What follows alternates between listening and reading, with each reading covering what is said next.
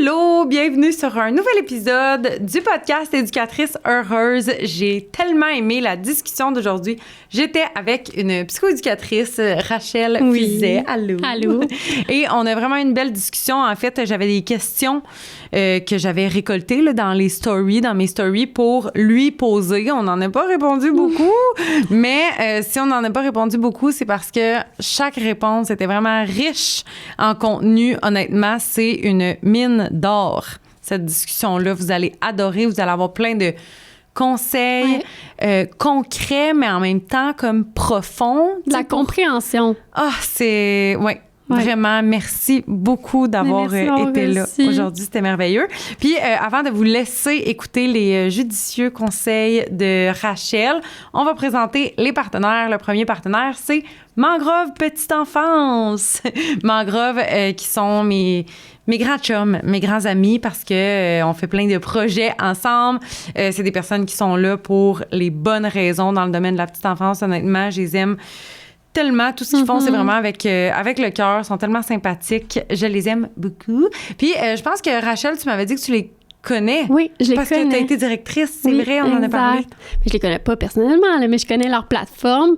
Puis, mon Dieu, c'est tellement là, une belle plateforme. Surtout, justement, là, on a parlé là, des comportements, puis d'impliquer les parents. Là, je vous donne des petits spoilers là, de notre conversation, là, mais puis, ben, Mangrove aide à tout ça. Dans le fond, tu peux envoyer des questionnaires aux parents. Fait que si tu veux avoir plus d'informations pour pouvoir pousser ta demande de service en psychoéducation, ça peut beaucoup aider. Ça peut beaucoup aider pour ton évaluation aussi de la situation, même pour remplir là, les portraits, puis aller voir l'enfant est-tu rendu où est-ce qu'il devrait être. Ils ont une section complète là-dessus, puis c'est tellement cool. user-friendly, je sais pas c'est quoi le terme en français, le facile. Utilisable. Intuitif. Ouais. Tout mais ça. Vraiment, puis je suis contente parce que justement, comme à chaque épisode, on parle de nouvelles fonctionnalités, puis j'avais complètement oublié celle-là que tu m'as rappelée parce que tu connais justement l'application, que c'est merveilleux. Puis c'est que comme sur la grille de développement, tu sais, on va pouvoir écrire si l'enfant, mettons, cet élément-là du développement, est-ce qu'il le fait jamais, parfois, souvent, puis tout ça. Mais on peut l'envoyer aux parents. Le parent répond, lui, à la maison comment ça se passe, puis nous, on voit ses réponses. Exact. Le parent ne voit pas nos cotes à nous, mais nous, on voit ses cotes. Fait que ça peut vraiment nous aider. C'est vraiment cool. Fait que je suis contente que tu le connaisses, que tu connaisses l'application puis que tu aimes ça aussi. Si on peut le recommander à tous ceux qui nous écoutent, je recommande fortement. On le recommande. Allez prendre des informations et avec le code HEUREUSE, vous avez 5% de réduction sur toute votre première année d'abonnement. Donc, ça peut être un bon argument à donner à votre direction parce que c'est le bon moment pour essayer Mangrove. Ensuite de ça, deuxième partenaire, Les Bougeottes.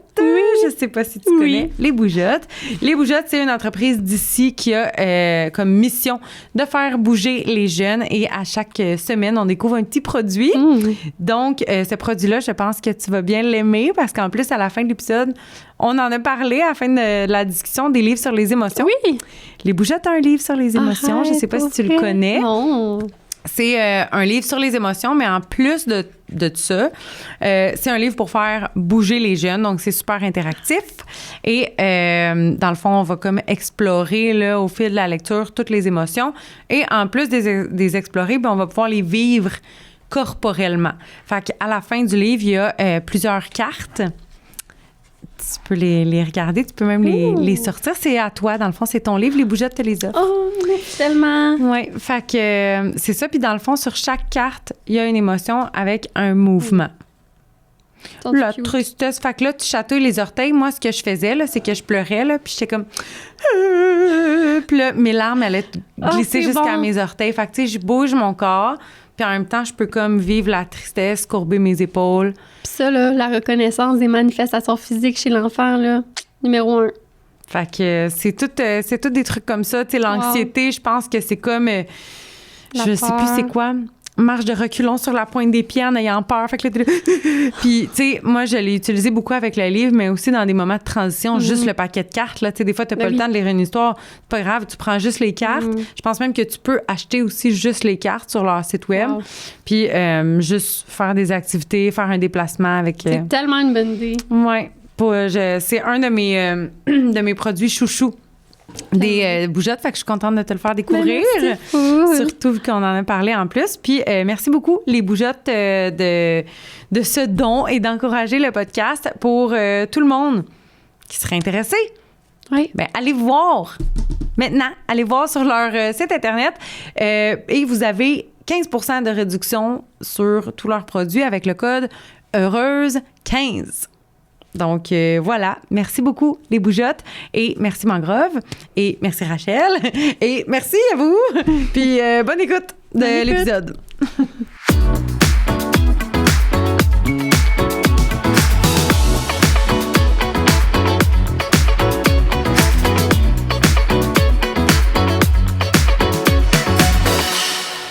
Allô, Rachel? Allô, Priscilla, là, ça se peut que je t'appelle Pella. Je m'excuse, là, je t'aime habituée. C'est correct. Comme je dis tout le temps aux gens, tu peux aussi m'appeler ma chérie. Il n'y a pas de problème. J'aime ça. Les gens qui ne savent pas comment m'appeler, je leur dis, tu peux m'appeler ma chérie. Je suis tellement contente de te recevoir. C'était comme dans ma liste de priorités d'inviter à recevoir une psychoéducatrice pour qu'on puisse un peu comprendre de à quoi tu sers. Ça mange quoi en hiver? Ouais. Puis, pour, dans le fond, répondre à nos questions en tant qu'éducatrice et éducateur, parce que on n'a pas toujours accès à vous. Non. On aimerait ça, d'avoir tout le temps une psychoéducatrice avec nous, autour de nous, mais on n'a pas toujours accès. Fait que je suis vraiment contente que tu puisses venir et répondre à nos questions. Ben, merci de m'inviter. Mon Dieu, je trouve ça tellement intéressant qu'on puisse en discuter. Puis effectivement, comme tu dis, c'est que c'est rare là, qu'on a accès à une psychoéducatrice. Puis on pourra en reparler là, de mon petit monde de licorne. Mais oui, j'aimerais ça que la psychoéducation soit davantage en petite enfance. Plus présente. Plus accessible. En fait, j'aimerais ça qu'elle soit directement dans les milieux de garde. Ben tellement. Mais il n'y en a pas des CPE qui en ont? Ben, ça dépend. Est-ce qu'il y a une psychoéducatrice qui fait juste la psychoéducation? Je penserais pas. Puis peut-être que tes abonnés pourront nous dire en commentaire. Ouais. Mais souvent, ils vont avoir plus un poste autre, comme par exemple, ils vont être conseillères pédagogiques, ils vont être directrices à l'inclusion. Il y a quelques milieux qui en ont des psychoéducatrices dédiées à la psychoéducation, puis c'est donc fantastique, mais c'est plutôt rare. Là. Je dirais que c'est plus la minorité que la majorité. OK. Oui. OK, je comprends. Bien, on va en parler tout de suite, en fait, là, de c'est quoi une psychoéducatrice? Tu sais, ça changerait quoi d'en avoir une, mettons, constamment sur le terrain? Oui. Ben, puis, ouais, ou tu sais, ton parcours aussi, peut-être, là, tes études. Puis parcours, là, ça peut être super variable, mais en fait, là, c'est une maîtrise. Fait que tu fais ton bac, après ça, tu fais ta maîtrise en psychoéducation. Mais pendant que tu fais ton bac, tu peux être éducatrice spécialisée. Fait que moi, ça a parti, là, en fait, que pendant mes études, j'ai commencé comme éducatrice en petite enfance. OK. Fait que juste parce que j'aimais vraiment la petite enfance, fait que je voulais mettre les pieds dedans. Fait qu'à 18 ans, j'étais éducatrice de groupe. OK. Sans études, sans rien, je me suis lancée dans la cage au lion. Mais pendant tes études au bac? Pendant mes études au cégep, j'ai commencé... en éducation spécialisée? En petite enfance, juste éducatrice. Je suis confuse. Mais non, c'est correct. Éducatrice, je suis comme repartie. Je suis partie de maîtrise, puis là, je suis redescendue. Fait que oui, j'ai commencé éducatrice de groupe. OK. Pendant mes études au cégep. Après ça, au bac, je pouvais être éducatrice spécialisée. Fait que j'ai été éducatrice spécialisée en petite enfance en garderie. OK. Puis après ça, j'ai eu ma maîtrise, puis je suis devenue psychoéducatrice. OK. Mais tu m'as aussi dit que tu as été directrice. Oui. Ça, c'est quand dans ton parcours? C'est tout récemment. OK. En fait, c'est que suite à mes études, là, je trouvais que ça me manquait. La petite enfance, je voulais retourner en garderie. Puis pas juste la petite enfance, là, la garderie. Là, être en milieu de garde, là, je sais pas qu'est-ce qu'il y a, là, mais moi, entendre les enfants crier. Puis la surstimulation, j'adore.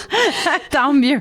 Fait que ça me manquait vraiment parce qu'en fait, j'étais en petite enfance, mais au CLSC. Fait que tu vas dans les familles, tu vas voir les parents, tu les accueilles. Parfois, j'étais la psychoéducatrice qui rentrait dans le milieu de garde faire une observation puis qui requittait tout de suite après. Mais je trouvais qu'il manquait d'intervention, de lien direct, aussi, de lien avec les enfants aussi, puis de pouvoir outiller les éducatrices plus. Fait que là, bon, je me suis tout remis en question. Est-ce que je retourne éducatrice en milieu de garde? J'ai vraiment pensé d'y retourner. Puis finalement, je me suis dit, ben, regarde, je vais essayer autre chose. Je vais lancer la perche dans l'univers, chercher un poste de psychoède. Puis là, c'est là que je me suis un peu confrontée à OK, il n'y a pas vraiment ça, un poste de psychoéducatrice en garderie. Il y en a quelques-uns, mais c'est rare. Là. Puis ceux qui sont là, ils restent longtemps. Fait que là, je me suis dit, bon, je vais essayer autre chose. Fait que là, j'ai proposé comme d'être directrice en garderie. Puis on dit, ben oui, tu sais, c'est super pertinent avec ton expérience de psychoéducatrice, tu vas pouvoir faire du rôle conseil, tu vas pouvoir accompagner les enfants. Fait que c'est de là qu'est parti le projet, là, dans le fond, j'ai ouvert avec les directrices, là, la garderie, on l'a monté, puis ben, par la suite, j'ai accompagné les éducatrices dans leur quotidien. Mais bon, on a eu aussi la conversation avec la directrice que tu as eue récemment, là, c'est tout un travail d'être directrice d'un milieu de garde. Puis je me suis rendu compte que je m'éloignais peut-être un petit peu de la petite enfance. Puis tu t'éloignais encore plus qu'en étant finalement, psychoéducatrice. Oui, je m'éloignais plus parce que ça prend beaucoup de gestion du personnel, ça prend beaucoup de gestion du parent. Donc, je me suis rendu compte que c'était peut-être pas finalement ce que je souhaitais, la lignée que je souhaitais. Donc, finalement, j'ai décidé de retourner à mes racines, psychoéducatrice, mais là, au privé. Okay. Là, j'ai choisi volontairement de faire plus de milieux de garde. Fait que les milieux de garde m'appellent pour justement aller faire soit des subventions, des observations, des formations aussi aux éducatrices. Mais parce qu'ils t'appellent. Ils ont des besoins. Parce que c'est une pratique privée, genre ta compagnie, là, mettons. Puis, mettons, ma directrice au CPE pourrait t'appeler puis dire on a besoin de toi, puis là, ils payent comme pour ce service-là. Oui. Parce que c'est pas disponible au public. C'est ça? Oui, mais là, on pourrait partir dans tout un débat de l'explication des services publics à ce moment-ci. Mais effectivement, c'est pas évident d'avoir des services au public rapidement actuellement. Puis des fois, c'est pas tout le temps le service qu'on souhaite avoir. Fait que souvent, ça va être pour l'évaluation de l'enfant en particulier. Il va peut-être avoir un plan d'intervention qui va être fait, mais des fois, l'enfant va retomber comme entre deux branches. Parce que là, bon, il va avoir été évalué par Agirto. Peut-être qu'après ça, il doit être évalué à un autre service. Mais là, en attendant, on attend. Fait que souvent, ils ont besoin de services rapidement en petite enfance. Ils veulent du soutien, puis ils veulent du soutien concret pour l'éducatrice. C'est là que souvent, je vais être appelée pour venir les accompagner. Donc, soit par la subvention de l'enfant, ils vont réussir à payer mes services pour que je puisse venir donner un coup de main supplémentaire. Ou bien l'objectif, ça va être de faire une observation puis l'évaluation de l'enfant pour déterminer est-ce qu'il pourrait avoir cette subvention-là qui permettrait de débloquer des fonds aussi pour avoir des services, ou juste par leur budget aussi de formation puis de coaching, bien à ce moment-là, ils peuvent me payer pour faire du rôle conseil auprès de leur éducatrice. Oui, ça doit être quand même vraiment pertinent, parce qu'on dirait que moi, c'est l'aspect qui vient le plus me rejoindre de j'ai envie d'une psychoéducatrice, peut-être, oui, pour qu'elle me coach puis qu'elle m'aide à trouver des solutions ou quoi que ce soit. Parce que dans le fond, dans votre formation, là, qu'est-ce qu'il y a de plus que, mettons, nous? Tu sais, dans le sens, vous allez beaucoup parler des besoins particuliers, j'imagine, des stratégies, puis tout ça. Est-ce que vous pouvez... j'ai plein de questions en une. Est-ce que vous pouvez diagnostiquer? Non, on peut pas diagnostiquer, mais on peut faire des hypothèses diagnostiques, ce qui est super pratique, parce qu'au final, des fois, on n'est pas trop sûr, tu sais, on est comme, il y a quelque chose, mais puis surtout, ben vous pouvez pas nécessairement vous prononcer sur... Tu sais, vous en voyez beaucoup, là, vous êtes capable, là, je suis convaincue d'avoir une bonne idée des indices, puis d'être capable de mettre le doigt dessus. Mais vous n'avez pas le droit auprès des parents parce que c'est un acte réservé de nommer le diagnostic. Mais nous, on a le droit de faire une hypothèse diagnostique. Fait que quand que, justement, on n'est pas trop sûr, puis on va-tu de l'avant, bien là, on pourrait dire, OK, bien écoute, on va faire une observation, une éval. Puis effectivement, j'aurais une hypothèse qu'on s'enligne peut-être vers ce diagnostic-là. Ou ces deux-là pourraient être possibles. Est-ce que c'est un TDAH? Est-ce que c'est un trouble du spectre de l'autisme? Puis après ça, bien, ça permet une référence aussi qui peut être plus rapide, étant donné qu'il y a déjà une évaluation qui a été faite, une hypothèse qui a été émise. On par peut passer. Une psychoéducatrice. Fait que c'est qui peut diagnostiquer? Ben, ça dépend quoi, ça dépend comment, mais mettons, le médecin peut diagnostiquer, pédopsie, psychologue, neuropsy. Souvent, c'est des équipes multidisciplinaires. Fait que la psychoéducatrice peut participer à l'évaluation du diagnostic, mais elle peut pas à elle seule faire le diagnostic. Mais elle pourrait là, être dans une équipe multi qui fait l'évaluation du diagnostic de quelque chose. Oui, mais ça fait en sorte que si, par exemple, justement, le parent arrive au médecin avec un rapport d'une psychoéducatrice qui émet une hypothèse, bien là, justement, le médecin va plus rapidement. Oui, parce qu'après ça, ben, le médecin peut pas remettre en question le parent, là, mais tu sais, comme, mais encore, il y a des défis à la maison, mais encore quoi, tu sais, concrètement, puis c'est quoi les impacts que ça a dans son quotidien. Puis pour répondre à ta question là, initiale qui était, c'est quoi la différence avec l'éducatrice, puis un peu l'éducatrice spécialisée en termes d'études, ben, en fait, je pense, la plus grosse majeure, c'est l'évaluation. Nous, on passe beaucoup de temps à faire l'évaluation. Donc, c'est quoi une évaluation? Comment qu'on fait l'évaluation? Comment qu'on la rédige? Qu'est-ce qu'on fait dans l'évaluation? La collecte de données? Comment qu'on observe? Fait qu'on passe beaucoup de temps à faire ça. On passe beaucoup de temps à parler aussi, justement, du développement de l'enfant, mais aussi, à l'inverse, toutes les difficultés au niveau de la santé mentale, les troubles qu'on peut identifier. Puis comment on peut les identifier? On peut faire des passations de tests, fait que des tests standardisés. Puis là, je ne veux pas me tromper là, dans la terminologie, là, mais je pense que vous pouvez faire du dépistage ou en tout cas du repérage. Fait que, par exemple, là, tu peux utiliser ta grille Cassiope ou ta grille de développement. Pour comme lever un flag. Pour lever un flag. Ouais. Puis nous, on est plus dans, justement, aller faire du dépistage ciblé, fait qu'aller faire des questionnaires standardisés. Standardisé, ça veut dire qu'on compare l'enfant avec un groupe d'âge similaire, où est-ce qu'il devrait être rendu, dans quel rang percentile qu'il se situe, est-ce qu'il est à risque ou pas. Fait que ça permet vraiment de faire un bon étayage, puis plus rapidement, là, aller trouver les enfants qui auraient besoin de suivi pour être vus plus jeunes, puis faire de la prévention. Puis par la suite aussi, ce qui nous distingue, c'est qu'on fait beaucoup l'évaluation des capacités adaptatives. Là, tu vas peut-être entendre ça souvent là, en psychoéducation, mais nous, on évalue les capacités adaptatives. De l'enfant. De l'enfant. Fait que... C'est-à-dire, qu'est-ce qui fait que présentement dans l'environnement, ça fonctionne pas? T'sais, est-ce que c'est l'intervention du parent? Est-ce que c'est l'intervention de l'éducatrice? Est-ce que c'est l'environnement comment qui est? Que là, c'est un enfant hypersensible, mais qui est dans un milieu où est-ce qu'il y a 3-4 amis un peu plus tannants qui font beaucoup de bruit puis qu'il devient à ce moment-là plus disponible à écouter tes consignes? Est-ce que c'est un enfant qui est hyper vigilant puis que là, quand il rentre en garderie, il y a trop de stimuli puis qu'il n'arrive pas à se déposer? Fait que ça vient analyser l'enfant dans ses capacités puis ses défis, mais le positionner aussi dans son environnement. Fait que c'est pour ça qu'on est souvent en observation quand on vient en milieu garde. Mais c'est comme de trouver aussi les causes pour identifier le besoin puis tout ça. Exact. Parce que je sais que, tu sais, moi, j'ai fait affaire avec une psychoéducatrice l'année dernière.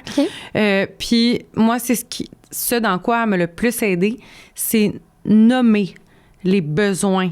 Puis voir des choses des fois que je voyais pas parce que moi j'ai peut-être pas le recul nécessaire, tu sais. Puis c'est dur d'avoir le recul quand tu t'occupes de 10 ou 8 enfants vraiment. Au quotidien. Oui, vraiment. Faut que tu aies des yeux sur l'enfant qui met son doigt dans son nez, l'enfant qui grimpe. Oui, c'est ça. Mais là, il y a pas de rideau, là, mais l'enfant qui grimpe sur les meubles, puis t'as pas le temps là, de prendre un pas de recul, faire OK, qu'est-ce qui fait que Jérémy a réagi aujourd'hui quand j'ai posé telle question, ou pourquoi quand que j'y demande toujours de ramasser, c'est la crise?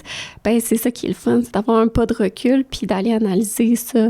C'est ça. Fait que de mettre des mots sur ce que je vois, on dirait que ça m'a beaucoup aidé aussi justement à comprendre les situations. Puis, dans le fond, la psychoéducatrice, de ma perception, là, ce qu'elle fait, dans le fond, c'est que elle vient observer. Je pense qu'elle a rencontré les parents. Elle m'a rencontré moi, puis elle a fait un rapport. Je pense qu'être psychoéducatrice, c'est beaucoup de paperasse, si je me trompe pas. Non, tu te trompes pas du tout. Puis le rapport, dans le fond, ça venait avec des recommandations, puis des trucs et conseils. Fait que ça, j'imagine, vous passez aussi du temps là-dessus, là, à avoir un bagage d'intervention, puis tout ça. Mais ça, je me dis... Tu sais, on gagnerait à avoir ce même bagage-là d'intervention puis de ressources. Là, absolument. Puis je pense qu'une des distinctions, puis c'est pas pour faire la promotion de la psychoéducation, mais c'est qu'on est reconnu sur un ordre. Puis l'ordre nous oblige à faire 40 heures de formation aux 2 ans. Puis ça, ben c'est de la mine, là, c'est de la mine d'or. Là, c'est super précieux. Là. Je te voyais là, dans tes stories faire les formations cibles. Tu te mettais comme des objectifs que tu voulais faire une formation pendant l'heure du dodo. Puis c'est beau parce que je sais pas si ça venait de ton initiative à toi ou des demandes de ta direction, mais c'est pas tous les milieux qui demandent des formations à leurs éducatrices en continu. Puis c'est pas tous les milieux qui offrent ces outils-là de formation. Fait qu'effectivement, dans le temps, ben, on peut se perdre un peu sur c'est quoi les bonnes pratiques. Nous, on doit se baser sur les données probantes, ce qui sort là, dans la recherche, puis suivre le courant. Pour te donner une idée, là, on était beaucoup avant, puis même dans mes études, sur l'approche comportementale. Qu'est-ce qui se passe dans le comportement de l'enfant, le avant, pendant, après, puis qu'on travaille sur le comportement. Là, tout un autre changement, on est beaucoup plus dans l'approche neurodéveloppementale. C'est ce qui ressort dans les sciences comme étant le plus je dirais pas efficace, là, mais ce qui est présentement le plus utilisé là, pour soutenir l'enfant. C'est comme les chemins que l'enfant a pris pour, genre, se... Bien, c'est qu'on va... Je vais partir du comportemental, ça va peut-être être plus clair, mais comportemental, là, par exemple, là, l'enfant qui fait toujours une crise. Bon, ben OK, qu'est-ce qu'on va faire pour éviter qu'il fasse une crise? Là, on se base sur le comportement. Qu'est-ce qu'on a fait avant? Qu'est-ce qu'on va faire après? Les conséquences, les punitions, tu sais, avant, c'était comme mis de l'avant. OK, les punitions, le retrait, je suis sûre qu'on parlerait avec des éducatrices qui ont plus de 25 ans d'expérience.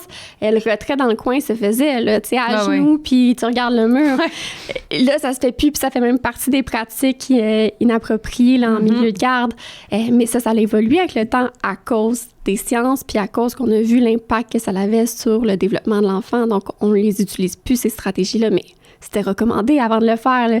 Les systèmes d'émulation, d'émulation. Oui, d'émulation. D'émulation, les petits collants, ben, c'était ultra recommandé avant, puis j'en faisais beaucoup. Là, c'est les plus ou moins. Mais c'est pas que c'est à éviter, là, c'est pas à proscrire, là, ça fait pas partie de nos stratégies inadéquates, là, pas du tout, c'est juste que c'est pas autant efficace qu'on le pensait, puis même que ça peut nuire à certains enfants qui sont plus fragiles au niveau de l'estime de soi, de l'anxiété, puis t'avais parti à un beau débat par rapport à ça, je me rappelle, là, dans tes publications, alors que l'approche développementale, elle se concentre sur l'enfant, il est où maintenant dans son développement. Fait que, par exemple, savais-tu que les enfants en bas de 6 ans sont pas faits pour être en milieu de garde? Ils sont pas faits pour être en milieu social. Non. Ils sont faits pour être où? Ils sont faits pour être à la maison. Enfermés dans leur chambre. Non, mais en fait, c'est qu'on les met dans des situations qui n'ont pas les apprentissages nécessaires puis n'ont pas le développement nécessaire pour y faire face. Fait qu'on met des enfants en bas de 6 ans dans des groupes de 8, des groupes de 10 qui n'ont pas la maturité cérébrale pour bien des affaires. Genre, partager, s'excuser, être capable de faire preuve de flexibilité mentale, donc de prendre en considération le point de vue de l'autre, être capable de s'adapter au changement, être capable d'autoréguler leurs émotions. Tu sais, c'est toutes des choses que, pour être en société, là, en théorie, là, je fais des guillemets pour ceux qui nous écoutent puis qui nous voient pas, là. Pour être en société, ça prend ces habiletés-là. Il faut être capable. Puis on s'attend même parfois, en tant qu'éducatrice, à ce que l'enfant soit capable minimalement de partager, soit capable parfois d'aller s'excuser, mais au niveau cérébral... Ils sont pas rendus là. Mais est-ce que, selon, dans le fond, cette approche-là, ça veut dire que si l'enfant est à la maison, là, dans un environnement comme plus... moins intense, là, je sais pas comment le nommer, qui fait pas face à toutes ces difficultés-là, qui est pas prêt à affronter, ça veut dire que quand il arrivera à l'école, mettons à 6 ans, il serait mieux que ceux qui ont été en milieu de garde, mettons? Non, pas nécessairement. C'est pas une comparaison de... L'enfant devrait pas être en milieu de garde versus il devrait l'être. C'est juste que ça vient expliquer pourquoi c'est si difficile, finalement, tu sais, un milieu de garde. OK, je comprends. C'est pour nous aider à comprendre. Tu sais, au final, pourquoi c'est si difficile que ça? L'enfant qui va être à la maison, ça veut pas dire qu'il va arriver à l'école à l'âge scolaire puis qu'il va avoir des meilleurs outils. Ça veut dire que là, il va être disponible pour apprendre ces outils-là.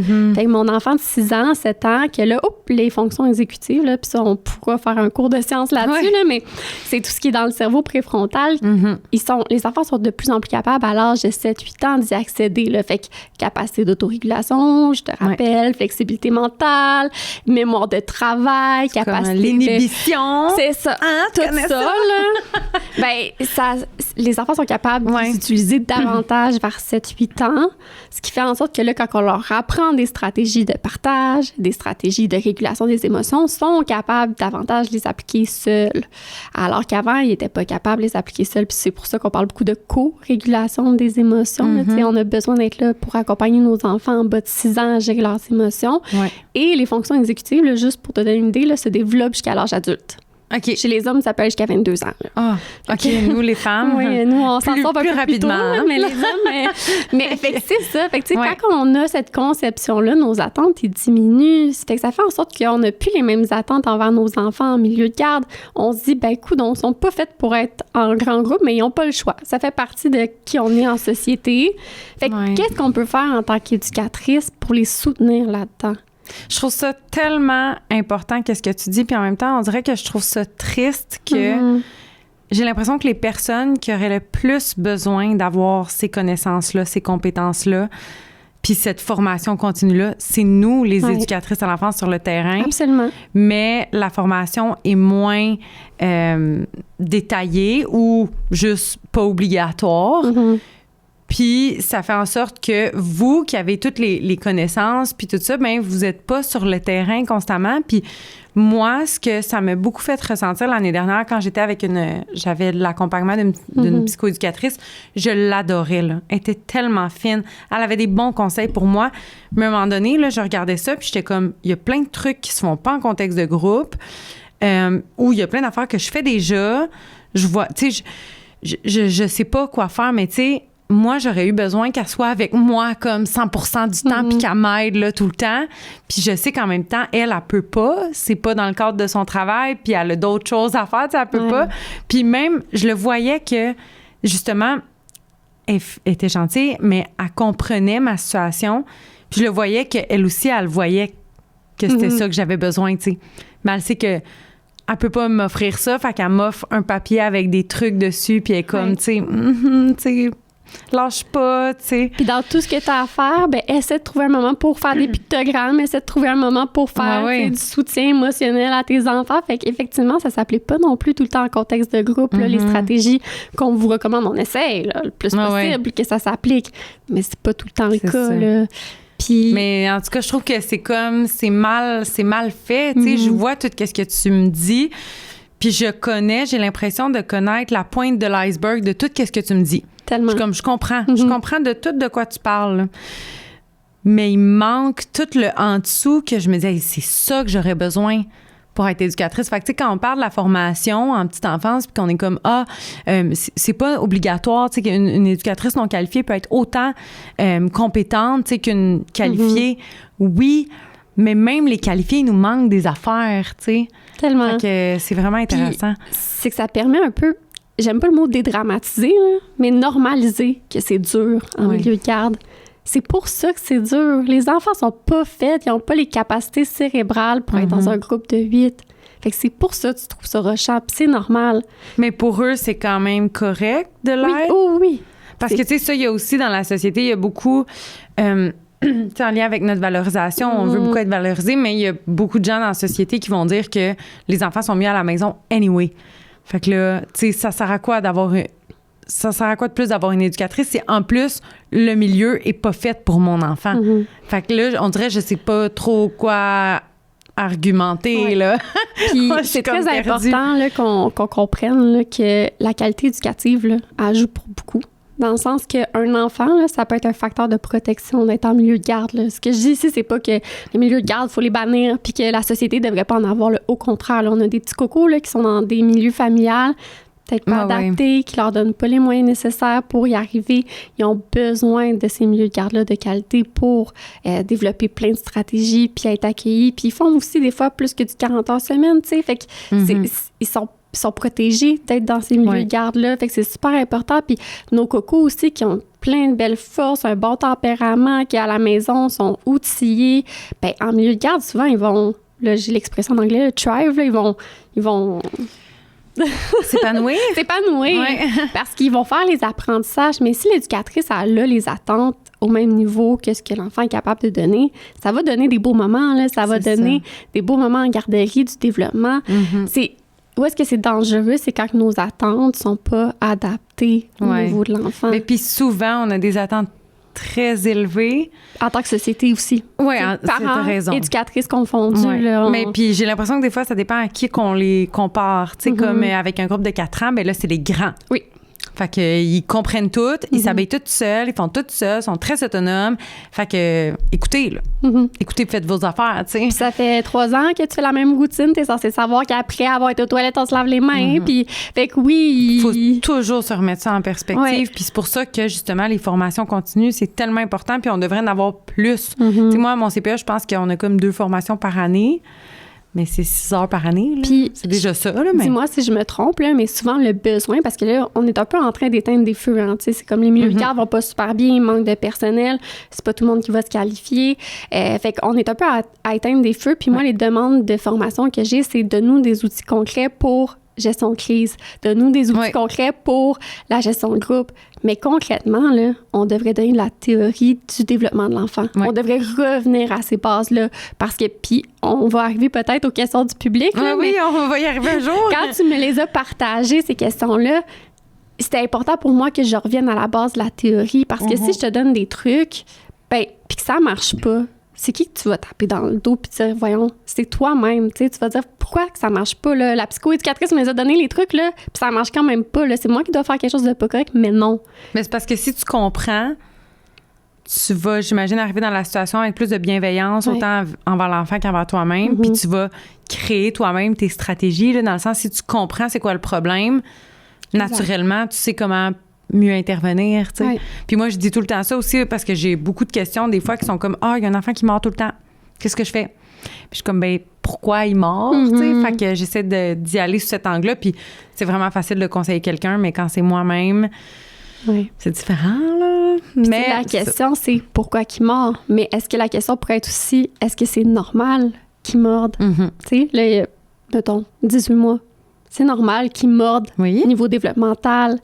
Est-ce que le contexte est favorable pour qu'il arrête de mordre? Non. Mettons, il est avec 8-18 mois. Oui, c'est ça.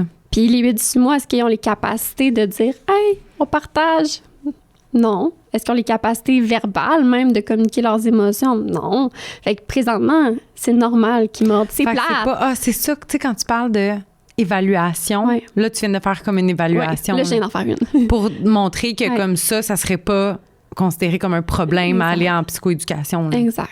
Ça veut pas dire que j'outillerais pas l'éducatrice, parce qu'elle, probablement qu'elle a des parents pas contents aussi qui arrivent dans son local. Ouais, encore 6 fois que Mathis mord. OK. Fait que, tu sais, l'éducatrice a besoin quand même d'être outillée pour faire de l'éducation aux parents, je comprends, tu sais, vos inquiétudes. Sachez toutefois qu'au niveau développemental, il est en train d'apprendre à s'exprimer, puis c'est beau à voir, on l'accompagne là-dedans. Fait que, mon but, ça serait plus d'outiller l'éducatrice à ce moment-là pour comprendre au niveau du développement où est-ce que l'enfant se situe, quand même à aller mettre des interventions en place. Ça veut pas dire là, qu'on est défaitiste puis que l'enfant n'a pas les habiletés, fait qu'on fait plus rien, là, pas du tout. Là. En fait, moi, ce que j'explique surtout aux parents, là, mais je pense que ça s'applique aussi aux éducatrices, c'est que c'est un peu comme un REER. Tu sais, un REER, là, tu y touches pas là avant. Oui, je vois ta face, c'est comme j'ai hâte de voir où par là. Le REER, tu y touches pas avant que tu arrives à ta retraite. Puis tu vois souvent pas les bénéfices avant ta retraite de mettre de l'argent, même que ça te coûte un peu de mettre de l'argent de côté parce que c'est comme je ferais plein des choses avec cet argent-là. Mais tu le fais parce que tu sais que c'est important puis c'est bien. Bien, c'est un peu la même affaire avec les enfants en bas de 5 ans. On verra pas le bénéfice tout de suite de faire de la validation émotionnelle.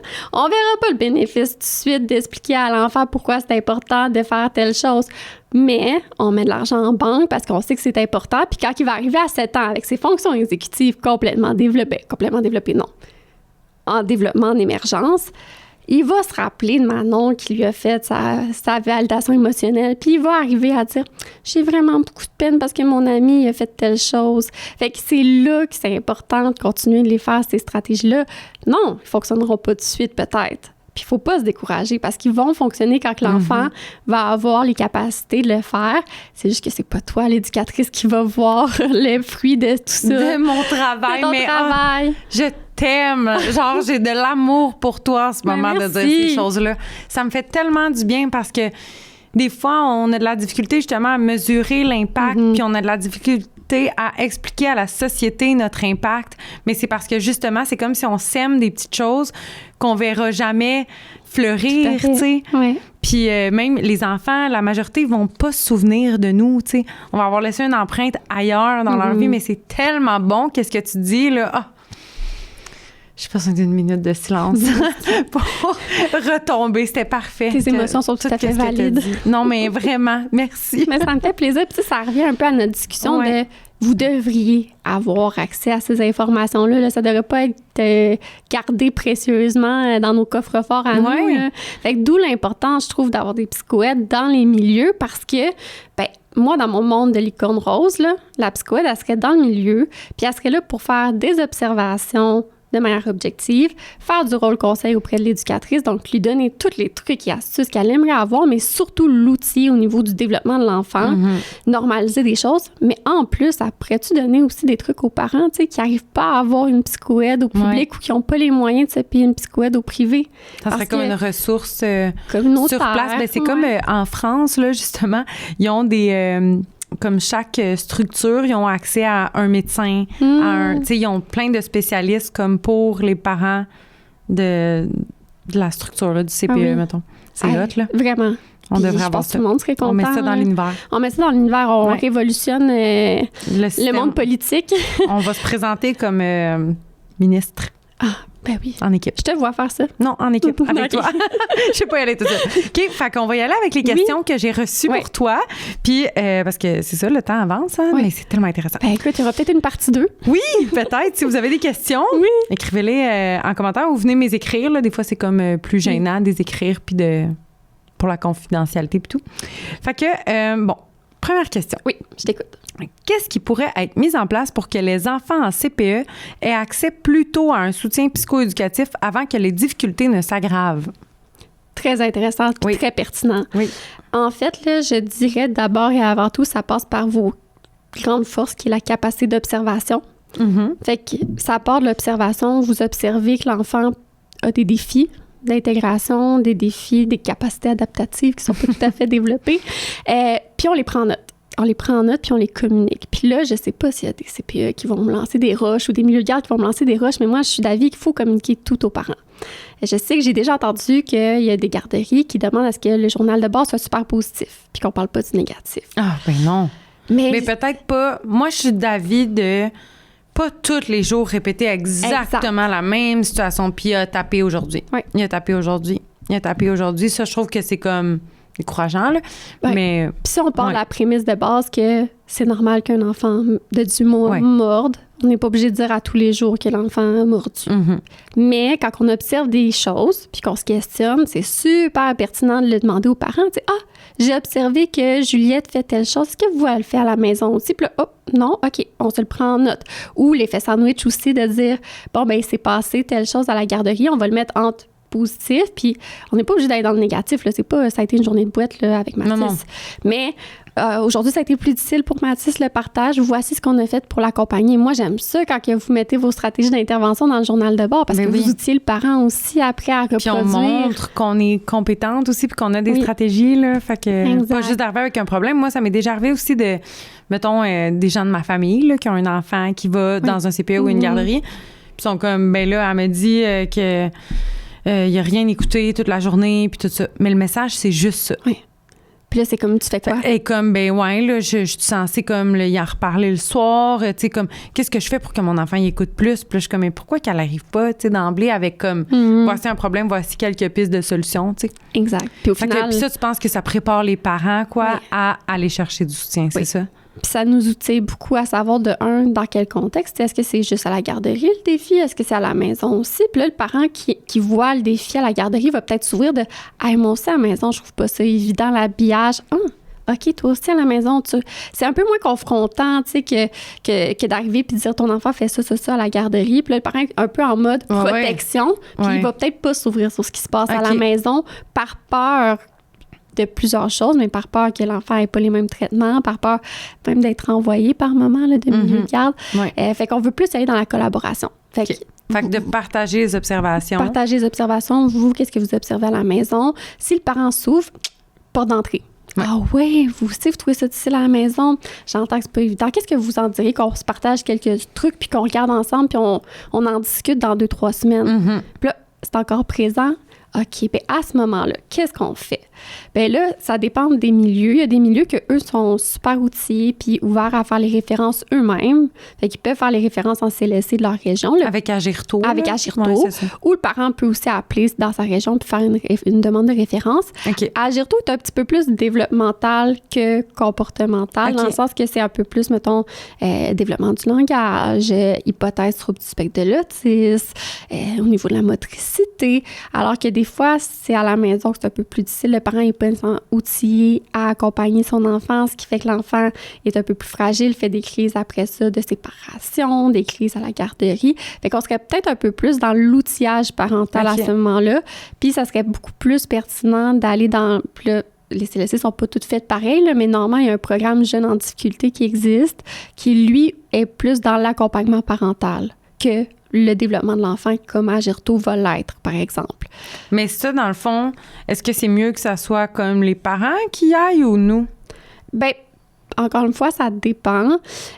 Moi, je trouvais pertinent de le faire moi-même quand le parent se sentait perdu, mais qui avait vraiment une volonté de le faire. Okay. Je vais te simplifier les choses. Je vais le faire pour toi, ça va me faire plaisir. Je préfère qu'on se mette de l'avant puis que tu te perdes pas dans toutes les démarches bureaucratiques du CLSC. Moi, ça va me faire plaisir de le faire en tant que directrice là, dans mon ancien poste.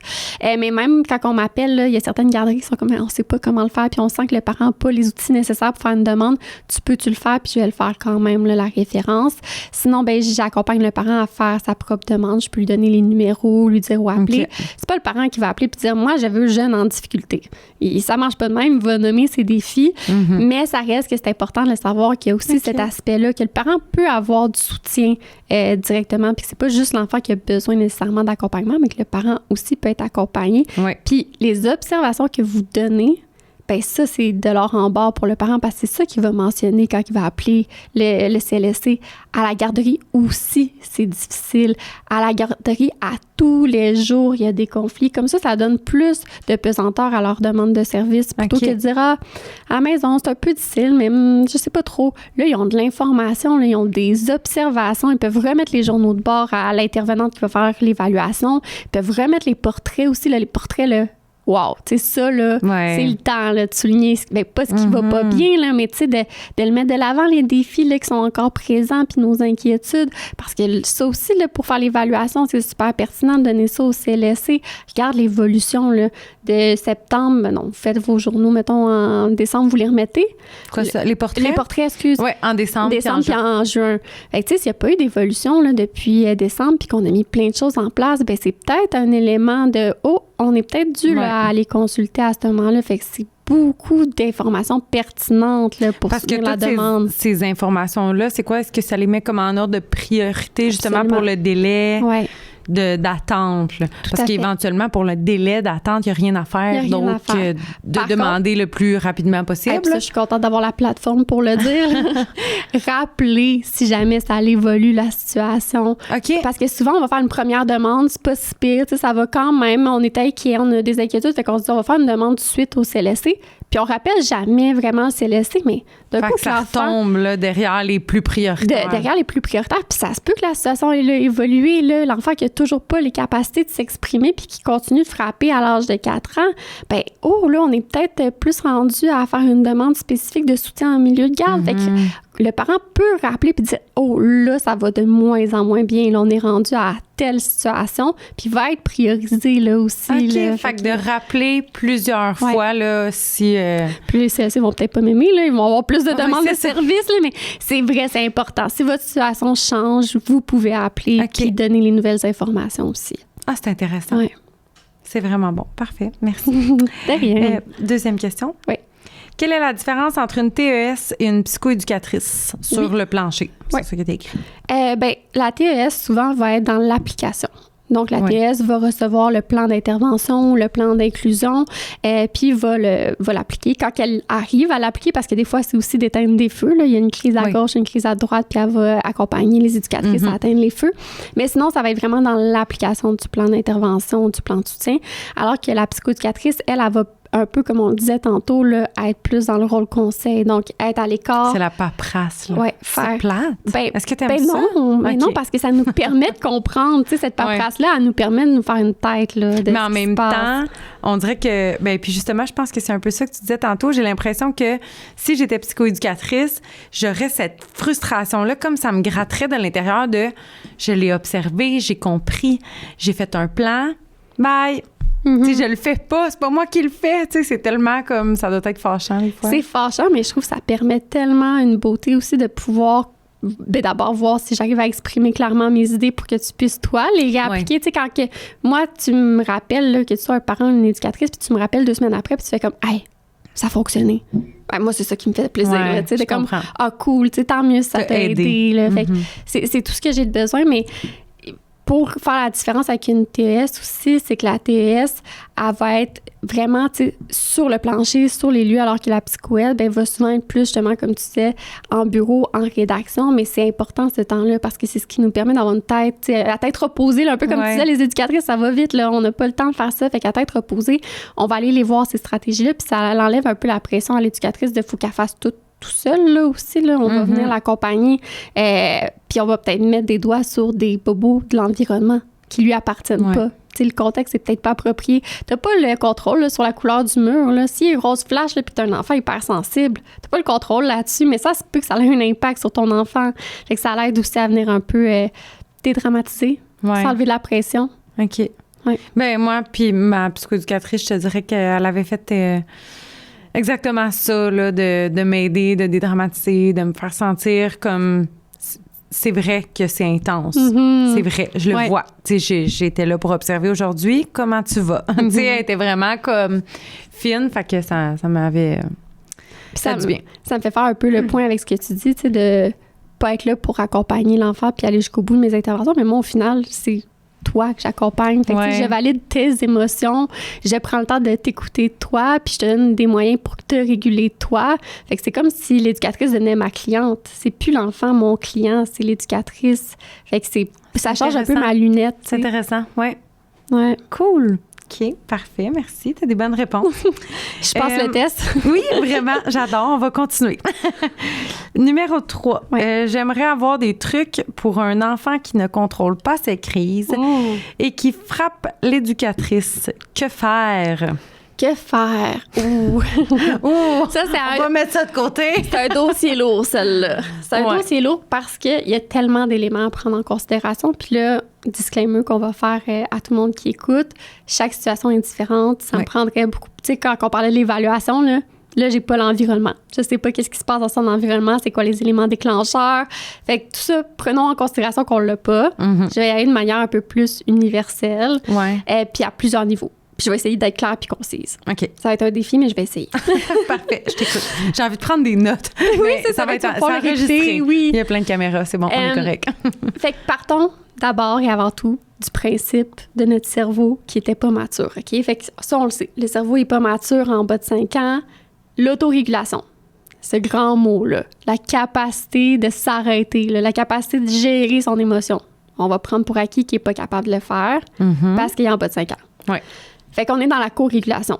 Déjà d'emblée, il faut se dire ça. On peut pas s'attendre à ce qu'il soit capable de lui-même gérer son émotion puis de frapper. Là, on a parti avec la partie théorique du développement. Après ça, il y a la partie aussi qu'on n'a pas le contrôle, qu'est-ce qui se passe à la maison? Ton enfant, il t'arrive comment dans ton milieu de garde?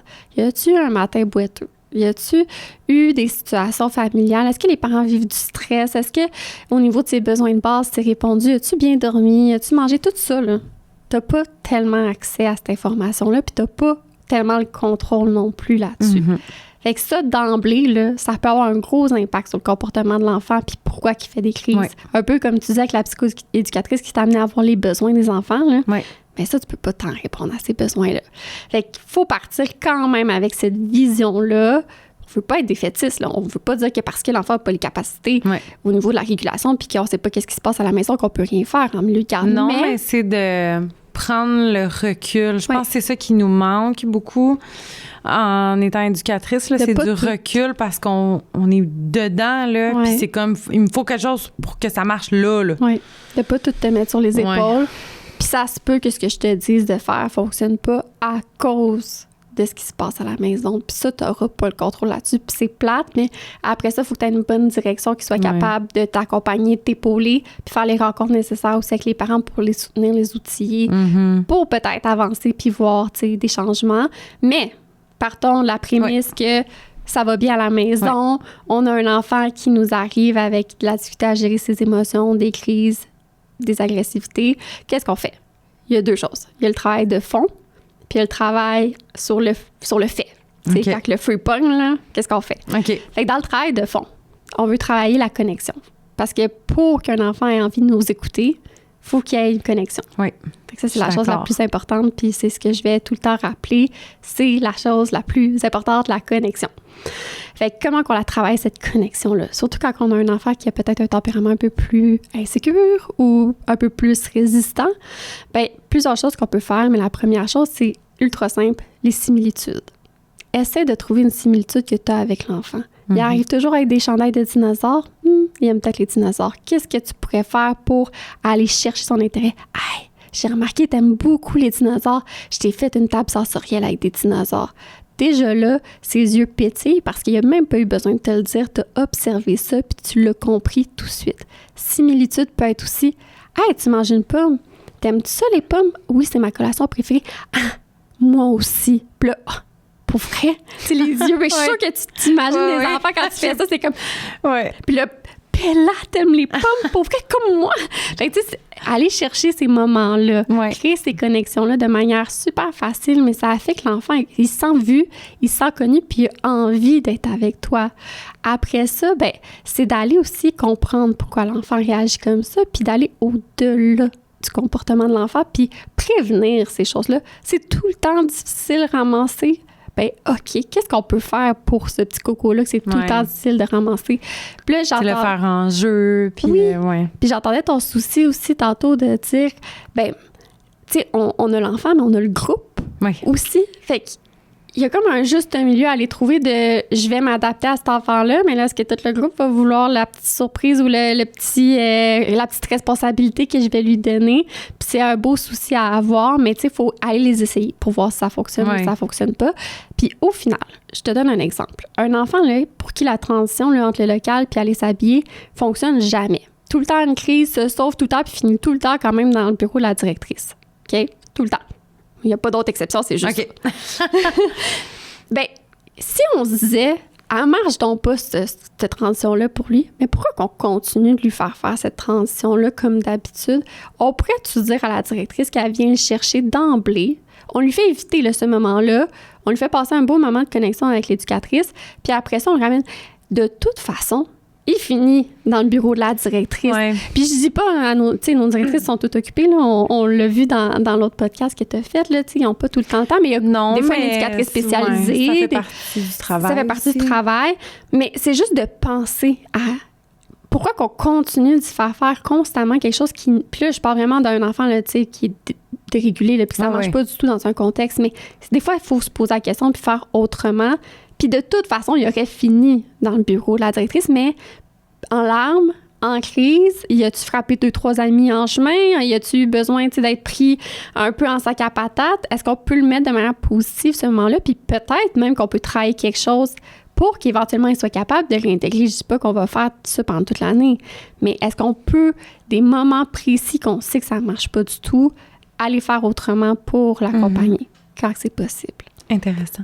Quand c'est possible. Très intéressant. Autre chose aussi qui est très importante, changeons nos lunettes par rapport à l'enfant. On s'en rend pas compte, là, mais des fois, bon, t'arrives encore de mauvaise humeur un matin. Ah, c'est encore toi qui as fait tomber la tour. T'sais, on s'en rend pas compte, là, mais c'est des commentaires qui... Ils nous ont glissé la bouche. T'es plus fort que nous. Ou ils sont très, très présents à l'intérieur de notre tête. Là, parce que des fois, on en laisse glisser 2-3, mais c'est parce qu'il y en a 45 dans notre tête. Puis, là, on a beaucoup... J'adore ce que tu dis, parce que même si on ne le dit pas, là, il est dans notre tête. Puis ça se peut-tu, ça a un petit peu un impact sur notre vision qu'on a de l'enfant puis comment qu'on va intervenir quand même. Même si on ne l'a pas dit, l'enfant le ressent. C'est un éponge. Fait qu'il le ressent quand même. Et là...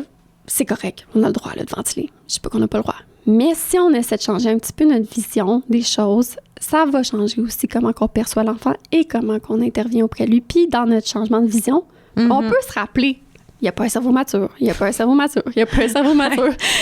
on peut l'utiliser, là, cette phrase-là, pour s'aider à se réguler nous-mêmes. Puis ça va faire en sorte que si on voit l'enfant de manière positive, il va se voir aussi de manière positive. Alors que si on est tout le temps là un peu à être tapé sa tête, puis c'est tout le temps lui qui fait pas l'affaire de correct, ou elle, je veux pas tout le temps dire lui, elle aussi, ben il a plus envie de nous suivre, il a pas envie de faire ce qu'on lui demande, c'est pas drôle, c'est pas le fun, puis au final, ben il y a jamais des moments de temps positifs que ça, parce qu'il écoute plus jamais, puis il y a, tu sais, c'est comme un petit peu une tirelire. ben toi, tu mets de l'argent en banque là, dans ce tir-là quand tu as des moments positifs avec. Puis à chaque fois que tu interviens, tu enlèves l'argent. Ouais. Si tu es tout le temps en train d'intervenir, il n'y en a plus d'argent. J'ai exactement cette même métaphore-là tout le temps. Ah oui, c'est vrai, mais c'est parlant, tu sais. Puis c'est la même chose. Vraiment. Il faut déposer tout le temps, tu sais. Puis justement, c'est... tu sais, j'ai eu une discussion aussi avec une autre éducatrice là, qui, justement, elle me disait, tu sais, de toutes les faire sentir spéciales, tu sais. Toutes qui sentent que c'est ton chouchou. Mm-hmm. Mais c'est tout, tu sais, ils le savent pas, là, mais c'est tous tes chouchous, tu sais. Fait que c'est intéressant, vraiment. Ouais. Puis ce que tu dis, je l'utiliserais même pour quand on fait des choses spéciales pour un enfant. Tu sais, qu'on doit s'adapter, là, bien, c'est sûr que si on fait juste une adaptation pour un enfant, les autres du groupe, là, si on garde ça tout le temps serré puis qu'on suit tout le temps la même routine, ils vont faire, ben, pourquoi lui? Pourquoi pas moi?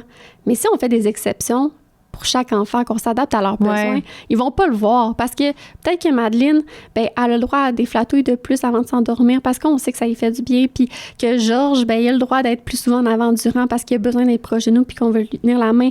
Mais ils vont moins remarquer les exceptions si on en fait un peu pour tout le monde, tu sais. Fait que c'est tous nos chouchous. Mais la psychoéducatrice m'avait donné exactement ce truc-là. Elle était comme, tu sais, si tu poses des questions sur pourquoi cet enfant-là, mettons, pendant l'histoire, ben lui, ou non, c'était comme pendant le dîner, il est toujours assis, mettons, à une table différente, qui est comme la table... Mon Dieu, j'ai eu peur. J'étais sûre que mon micro me tombait dessus. Je sais pas pourquoi ça m'a fait peur de même. Pourquoi il est toujours à la petite table restaurant? Puis les autres enfants, ils me donnent mes sacs à la petite table restaurant, puis lui, il peut s'inviter un ami différent tous les jours, tu sais. Mais là, j'étais comme... J'avais une liste là, écrite pour être sûre, parce que c'était des 4 ans, là. Ils sont capables de me répondre puis de me poser des questions. Fait que j'étais comme... Pardon. Fait que tu sais, j'étais comme, ben toi, tu fais ça. Toi, t'es toujours là. Toi, justement, tu te fais flatter un petit peu plus longtemps que les autres. Toi, j'avais tout noté qu'est-ce qu'il y avait de spécial pour comme leur dire. Leur refléter leur faire réaliser. Chacun a son petit quelque chose, mais c'est pas tout le monde qui a la même chose. Mm-hmm. Mais c'est intéressant parce que j'aime tes conseils aussi parce que non seulement ça va répondre à la personne qui a posé la question, mais n'importe qui écoute ça, qui a une difficulté avec un enfant, va pouvoir comme se remettre en perspective puis se dire justement, bon, je vais prendre le temps peut-être plus d'évaluer la situation totale pour comprendre. Ouais. Puis je vais regarder si justement je peux juste éviter ces moments difficiles-là, comment je peux les contourner ou comment je peux faire en sorte pas... Parce que, tu sais, des fois, il y a des gens qui vont avoir la mentalité de dire éviter des difficultés aux enfants, c'est pas les aider. Mm-hmm. Mais... En fait, comment tu répondrais à ces gens-là? Je m'en allais répondre, puis je Vas-y. Bien là, moi, je dirais d'abord et avant tout, on fait pas éviter toutes les situations difficiles. Il y en a une en particulier qui n'est pas fonctionnelle. Fait que même quand c'est dérangeant pour tout le monde. C'est dérangeant pour ton groupe, c'est dérangeant pour toi, il se met peut-être même en danger pour son estime de soi personnelle aussi, là. Puis on a essayé des choses au préalable. On a fait l'évaluation là, dans notre tête là, de qu'est-ce qui fonctionnait pas. On a essayé des stratégies alternatives, puis ça ne marche toujours pas. Bon, ben à ce moment-là, il faut peut-être partir à l'inverse, être en prévention puis aller travailler des choses pour qu'éventuellement, il puisse revenir. On va le réintégrer éventuellement, mais comment? Puis on va peut-être pratiquer des choses avant. Ouais. Par contre, on veut continuer de faire vivre des choses à nos enfants. Ils vont vivre d'autres frustrations à d'autres moments, mais des moments qui sont peut-être moins lourds en termes de demande, moins lourds en termes de routine, puis qu'on est capable aussi, dans notre gestion de groupe, d'être plus présente pour l'accompagner. Une transition, là, il faut avancer. Ouais. On n'a pas le choix. Si on prend le temps avec un, les 10 autres, ou bien les 9 autres, ou les 7 autres vont commencer à faire le party entre eux. Là.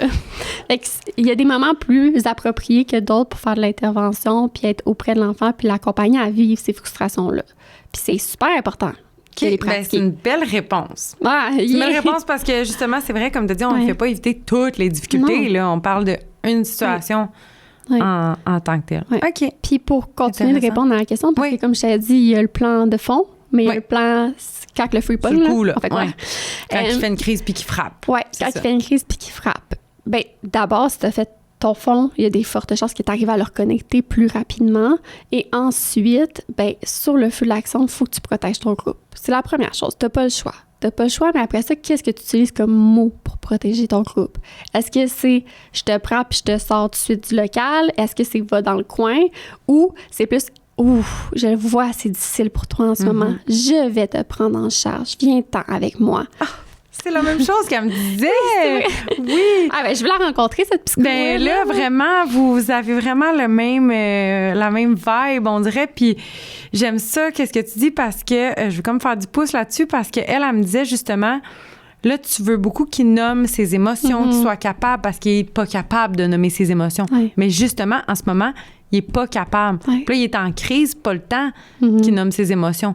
Fait que tu vas lui dire. Parce que lui, mettons, tel enfant se sent insécure. Il sait pas qu'est-ce qui va se passer. Oui. Il sait pas où ça va se finir, cette situation-là. Là. Tu sais? Fait que là, je te vois, je te connais, je vois comment t'es, là. Oui. T'es en colère, hein, là. Je vais t'aider. Fait que c'est ça qui va arriver. Tu sais, c'est pas... Aurais-tu besoin d'aller prendre un moment dans le coin doux?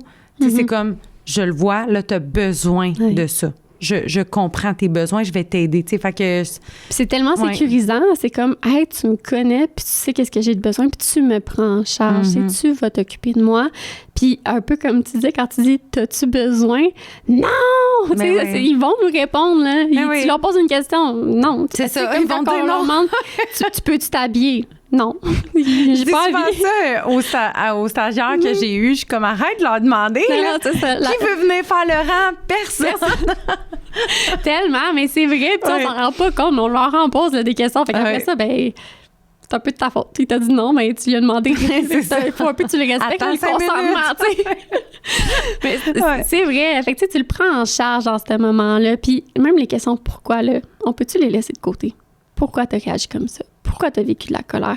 Non, moi, je vais te le dire. T'étais fâchée parce que l'ami a pris ta feuille, hein?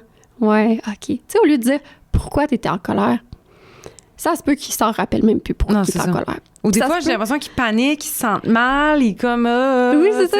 Faut que je réponde à la bonne affaire. Tu sais, ils sont comme stressés de se faire chicaner. C'est ça, puis c'est-tu correct, tu sais, finalement, d'avoir été en colère? Fait que j'ai répondu à cette question-là où je me fais prendre au piège puis c'était pas correct. Là. Fait que, on va le dire pour eux. Puis c'est pas parce qu'on leur dit qu'on les empêche d'apprendre. Au contraire, tu modélises qu'est-ce que t'aimerais éventuellement qu'ils soient capables de dire. Priscilla, je suis en colère parce qu'il a pris ma feuille. Okay. On s'entend, tout ce qu'on dit, en plus, ça s'en va direct dans leur tête pour qu'ils le répètent après. Là. Le nombre de fois qu'ils répètent plein de choses, tu sais. Exact. Fait c'est bon. On prend en charge, on valide. Ça se peut que tu lui dises « Oh, mon petit chou, t'as de l'air en colère, hein? » Puis que là, il fasse « Non! » Parce qu'il est trop en colère. Fait que même si t'as fait ta validation, ça se peut. Puis là, je m'excuse si j'écris dans le micro. C'est correct. Mais ça se peut qu'il réagisse quand même. Puis ça se peut que la tape, elle parte. Puis là, j'aurais envie de vous dire, c'est peut-être un coco qui est fragile au niveau des émotions. Puis encore une fois, je reviens à ce qui se passe à la maison, mais peut-être que les émotions sont pas tant acceptées aussi à la maison. Tu sais, as-tu le droit d'être en colère? Comment que c'est accueilli, cette émotion-là? Puis là, toi, t'es là, puis tu lui dis, t'es en colère. Mais lui, s'il entend à la maison que non, t'as pas le droit d'être en colère, puis là, tu lui dis, t'es en colère. Oh, c'est insécurisant, là, parce que je suis pas censée vivre cette émotion-là. Fait que même si toi, t'as les meilleures stratégies d'intervention, s'ils ne sont pas utilisées, ces stratégies-là, ben c'est confrontant pour lui puis c'est insécurisant pour lui. Fait que pour nos petits cocos avec le cœur un petit peu plus endurci, on va faire de la validation indirecte. OK. Ouais. Par exemple, puis il y a plusieurs validations indirectes, mais ça peut être « Hey, moi, dans cette situation-là, je serais vraiment en colère. » Ou « Hey, moi, j'aurais vraiment de la peine que mon ami ait fait ça. » Fait que c'est pas lui qui vit cette émotion-là. Tu normalises que c'est correct. Toi, tu l'aurais vécu, cette émotion-là. Moi, j'aurais été vraiment en colère. Puis là, les éducatrices vont peut-être me dire « Ouais, mais là, t'es en train de mettre des mots dans la bouche, vas-tu se mettre à être en colère? » Il est probablement déjà en colère. Ouais, c'est ça. Il est probablement déjà triste. Fait que tu viens juste lui donner une autre façon. Au lieu de dire « Tu es en colère », c'est « Hey, moi aussi, j'en vivrais de la colère dans cette situation-là. Hein? Toi, adulte, t'en vivrais? OK, c'est normal. » Fait que c'est une autre façon de l'approcher. Ou ça peut être « Oh, je vois qu'il y a quelque chose qui fonctionne pas. » Tu sais, au lieu de dire « T'es en colère », on peut juste dire « Oh, je vois que c'est difficile en ce moment. Il y a quelque chose qui marche pas. » Fait qu'on n'a pas nommé nécessairement l'émotion. S'il n'est pas prêt à l'entendre, cette émotion-là, puis que ça met de l'huile sur le feu, là, ben on peut juste dire ça marche pas, mon coco. C'est difficile en ce moment. Viens-t'en. Ça reste la même intervention. Viens-t'en, je vais prendre soin de toi. Viens-t'en, on va aller ensemble dans le coin calme. mais t'as pas nommé à ce moment-là l'émotion parce que c'était trop confrontant pour lui de l'entendre. Fait que c'est des petites subtilités de phrases, mais qui font que t'es pas en train directement de lui dire c'est quoi l'émotion qu'il vit, puis de le faire sentir encore plus moche de vivre cette émotion-là, parce qu'il est peut-être pas prêt à l'assumer qu'il vivait cette émotion-là. Puis surtout si tu changes d'intervention, tu sais, si initialement c'était pas sur ton intervention, puis qu'il est habitué que quand il vivait de la colère, ben il sortait directement chez la directrice. Là, si tu commences à dire « Oh, t'es en colère, lui, ça va peut-être faire ding, ding, ding, ding. C'est ça. Je vais me faire sortir. » Je suis dans le chenoute, là, ouais. Fait que, au début, ça va peut-être prendre un peu plus de validation indirecte. OK. Puis après ça, on va pouvoir revenir à la validation des émotions. On va la faire tout de même, mais on va peut-être la faire plus par des livres, par des jeux, des petits bonhommes qui jouent ensemble. « Ah, moi, je suis vraiment en colère. »« Ah oui, t'es en colère. » Puis après ça, quand l'enfant va être plus désensibilisé à normaliser les émotions, on va pouvoir le remettre dans un contexte que là, on le gère. On va être capable de nommer que t'es en colère, puis c'est correct. Puis je te prends en charge. C'est beau. C'est beau, hein, les émotions. C'est beau, les émotions. Là, on a un petit problème, Rachel, qui est que le temps va beaucoup trop vite. On a déjà dépassé notre temps. Hein? Ouais. Puis on a répondu à quoi? 3 questions. On est à la question numéro 3, tout le monde. Fait que peut-être, si tu veux venir faire un part 2. Oui, je le veux. Mais on pourrait peut-être regarder 2 autres questions, là. Ça, non, on n'a pas le temps de faire ça. Attends une minute. Puis t'as vu comment que je peux prendre beaucoup de temps aussi pour élaborer. Fait que... j'avais 10 questions. Puis là, on en a fait 3. OK. Bon. On va y aller avec... Ouais, je pense que c'est une dernière question. Oui, bien est-ce que tu as des références de livres pour enfants sur les émotions, la colère, les douceurs envers les autres? Oui. Des petites références oui, dans le fond, comme ça? Des références vite de même. Il y a le petit Pou, qui est fâché, de Sarah Hamel. Ouais. Ah, elle a fait un livre pour les enfants? Oui. Elle a fait 3 livres pour les enfants maintenant. Elle a 3 livres pour les adultes, mais elle a fait aussi 3 livres pour les enfants. Et dans ces livres, elle cache des stratégies d'intervention. Fait que pour les adultes qui lisent le livre avec l'enfant, ils découvrent des stratégies en même temps. Fait que c'est super cool, vraiment. OK. Vraiment. Je savais même pas. Fait que je pense, si je me trompe pas... J'adore Sarah Hamel. C'est une sommité. Mais si je me trompe pas, il y en a un sur la colère, il y en a un sur le partage, puis l'autre, je pourrais pas dire là, exactement, mais ils sont super adaptés pour les enfants, fait que celui-là, il est super cool. Okay. Il y a le petit loup aussi, ou petit loup, le loup. Les petits loups? Les petits loups. Il y en a un sur la colère. Oui. OK, mais il y en a un sur la colère qui est vraiment chouette. Il y a le livre des émotions, puis là, tu as l'émotion de la colère, l'émotion de la tristesse, qui sont aussi des livres pour enfants, mais c'est mon livre des émotions. Fait que de toutes les émotions possibles. Mais moi, ce que je préfère, c'est prendre un livre régulier, n'importe quel livre que vous lisez à la garderie, puis dans le livre, d'amener les enfants à prendre connaissance des émotions que le personnage va vivre. Donc, par exemple, là, Philippe est en train de jouer avec un ami, puis l'ami, ben, il casse sa boule de neige. Ben, comment vous pensez que Philippe se sent dans le livre? Mm-hmm. Il est triste. Ah oui, regarde son visage. On le voit qu'il y a de la peine. Il y a les yeux qui coulent. Puis il y a les sourcils. L'autre est encore les sourcils froncés. Fait que, tu sais, c'est comme une façon autre que juste prendre un livre de l'émotion. Là, souvent, les enfants sont un peu saturés là, des émotions. Là, on en parle tout le temps, puis on les lit tout le temps. Ouais, puis c'est, tu sais... Moi, je trouve que des fois, les livres sur les émotions, c'est quasiment comme un cours qu'on leur fait. Puis je suis comme, mais là, est où la magie? Tu sais, eux autres, ils veulent juste une histoire, là. Exact. Ils veulent pas tout le temps se faire donner une leçon, puis tu sais... Puis tu généralises pas l'apprentissage. Là, c'est comme dans le livre de l'émotion de la colère. Oui, il y a que de la colère. Mais est-ce qu'on peut prendre un livre puis voir toute la panoplie des émotions? Là, là, il était triste, mais là, regarde, son ami l'a aidé à refaire sa boule de neige, puis content. Hey, l'ami a été gentil, hein? Regarde comment ça lui a fait du plaisir. Puis, fait que n'importe quel livre, c'est un livre sur les émotions. Tellement. En fait. Tellement. Puis en fait, c'est comme ça que les enfants apprennent à généraliser. C'est une bonne réponse. Puis je pense que tu m'avais parlé aussi d'un truc, là. Parce qu'on a parlé avant de commencer à enregistrer. Pas le droit. Tu sais, je sais que ChatGPT, c'est pas tant bon pour l'environnement. Fait que je me garde tout le temps une petite gêne. On va donner le conseil pareil. Puis oui. Vous en faites ce que vous voulez. Gérer votre empreinte écologique. Quand pour acquis que le monde l'utilise déjà. Ouais. Fait que rendu là, vous l'utilisez déjà, comment l'utiliser de manière encore plus exponentielle à bon escient. On veut, à bon escient pour les enfants. Pour les enfants. C'est correct. C'est correct. Mais si tu vis une situation particulière avec ton groupe puis tu le trouves pas, le livre qui en parle exactement de cette situation-là, on pourrait là, aller dans ChatGPT puis dire « Peux-tu me créer une histoire qui explique aux enfants l'inclusion? » Tu sais, mettons, il y a un enfant à besoin particulier. Comment que toi, Chat, t'expliques à des enfants de 4 ans l'inclusion d'un enfant à besoin particulier dans telle situation que là, l'enfant, il va pas, mettons, à la causerie parce que c'est trop stimulant pour lui. Puis là, lui, il va créer une histoire. Dieu. Il peut même te mettre des images selon le forfait que t'as, là, de ChatGPT. J'avais pas pensé à ça parce que tantôt, tu m'en as parlé vite, là, des histoires. Avec ChatGPT, mais je pensais juste comme crée-moi une histoire sur la colère, mais c'est tellement bon. Vraiment spécifique. Là, il y a une situation, mettons même, il y a des parents qui se séparent, il y a un enfant qui vit un deuil. Oui. Tu parles un peu de cette situation-là, puis t'es comme, en plus, ils aiment les dinosaures. Fait que fais en sorte que c'est des dinos, genre. Puis ils ont 3 ans. Tu sais, comme ça, c'est adapté à l'âge. Plein d'empreintes écologiques. Mais sinon, tu sais, tu peux toujours t'en créer toi-même avec un petit bricolage. Mais on sait que vous avez beaucoup d'autres choses à faire en tant qu'éducatrice, puis je veux pas vous donner la job de plus le soir à la maison. Fait que ChatGPT pourrait être utile. C'est bon. Ouais. C'est tellement une bonne idée, là. Ah, c'est bon. Caroline, je veux qu'on réponde à d'autres questions. Fait que tout le monde, si vous avez d'autres questions à poser... Écrivez-moi. Dans les commentaires. Oui. Comment on fait pour te rejoindre, dans le fond, parce que tu es sur les réseaux sociaux? Oui, je me lance tout juste. Tu as pu voir hier que j'ai eu des problèmes techniques. Là. Mais oui, dans le fond, je donne des conseils gratuits sur les réseaux sociaux. Fait qu'ils peuvent me rejoindre à rachelfizet.psychoéducatrice. Et puis là-dessus, on parle beaucoup du développement du cerveau. Fait que s'ils veulent en savoir plus, ils vont en savoir plus. C'est sur Instagram seulement? Oui, Instagram, Facebook. Facebook aussi? Oui, Facebook aussi. Puis sinon, j'ai mon site Internet aussi, le rachelfizet.psychoéducatrice.com. Si jamais il y a des directions qui nous ont écoutés puis qui est comme j'aimerais ça avoir une formation plus poussée, ou t'offres des formations. Oui. Ah, c'est bon. Ben, suggérez-la aussi à votre direction. Puis, tu sais, j'imagine que tu as des consultations puis des forfaits puis tout ça. Mais si vous avez des questions, peut-être les poser comme pour le podcast parce qu'à un moment donné, elle peut pas tout répondre gratuitement. Là, elle est fine, là.